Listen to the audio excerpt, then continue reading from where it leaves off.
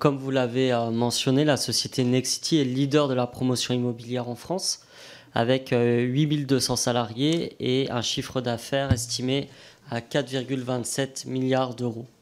Récemment, Nexity a vendu une partie de ses activités à la société d'investissement Bridgepoint pour un montant de 440 millions d'euros. Cette vente a entraîné, vous en avez parlé, un plan de sauvegarde, ce qui signifie des suppressions de postes massives avec 502 licenciements prévus dès 2024. Première question, le coût de cette restructuration, qui est estimé à 50 millions d'euros, est le résultat d'une décision qui a été entraînée. Pour quelles raisons exactement? Et avez-vous consulté les employés sur ce plan social? Deuxième question, par rapport à des chiffres que vous avez projetés, vous avez mis qu'il y avait eu plus 99% de candidatures en 2 ans par offre de logement locatif, si j'ai bien compris. Comment l'expliquez-vous? Et moins 34% d'offres locatives en 3 ans, avec des loyers qui auraient augmenté de plus 8% entre 2022 et 2023. Cela amène sur une question qui est peut-être un angle mort de la perception qu'on a de la crise du logement, qui est la rétention de logements par des multipropriétaires. On sait aujourd'hui que 50% des logements en location sont détenus par 3,5% de multipropriétaires. Et quand on regarde les chiffres, si la France est un pays de propriétaires, elle est un pays de petits propriétaires occupants, puisque les 2/3 d'entre eux sont dans ce cas-là. Ensuite, on a un quart qui est assez disparate, avec 12,8% des personnes qui détiennent 2 logements, et ensuite 7,7% qui ont entre 3 à 4 logements, et ce qu'on peut commencer à appeler des multipropriétaires avec 5 à 9 logements, 2,9%, 10 à 19 logements, 0,5%, et même des personnes qui ont plus de 20 logements, 0,1%.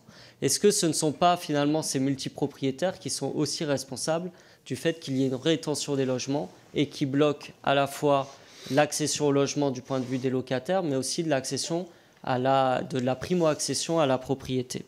C'est une question que je vous pose et je suis sûr que vous aurez une analyse dessus.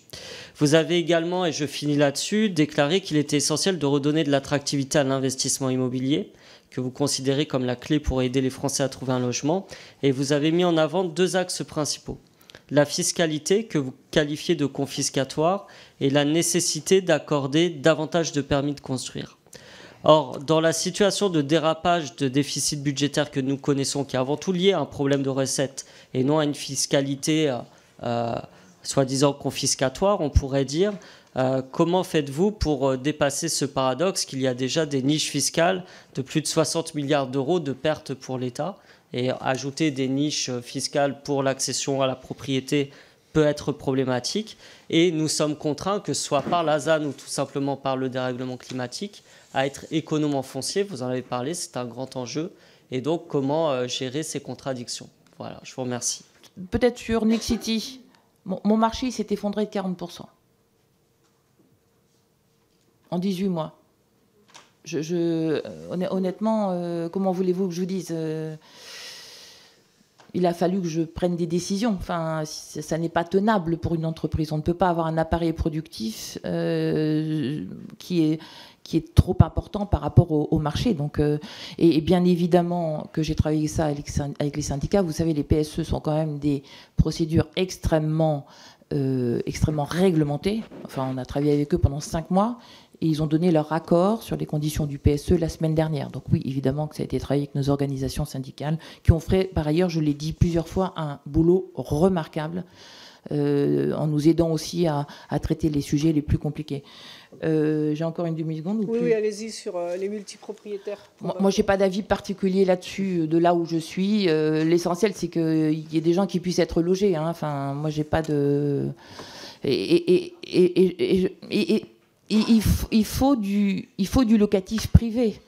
Alors, qui est propriétaire? Moi, ça peut être des grands institutionnels. Vous vous rappelez, dans les années 90, on avait des grands institutionnels qui étaient propriétaires. Après, ça s'est terminé par la vente à la découpe, dont certains maires ont quand même gardé un souvenir ému. Moi, j'étais à la ville de Paris à l'époque. C'était très compliqué.